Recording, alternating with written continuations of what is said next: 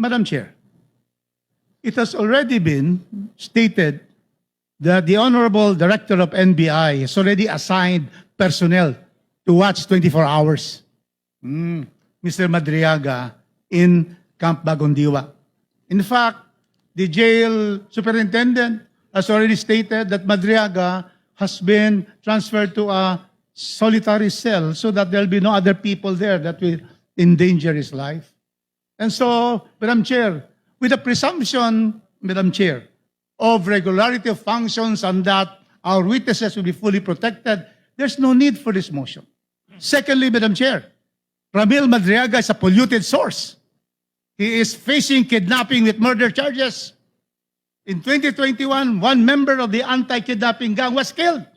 The PNP member of the anti-kidnapping gang. And then they were arrested in 2022, 2023. That's why he is in jail. And now we're going to give credence to a polluted Chair. affidavit.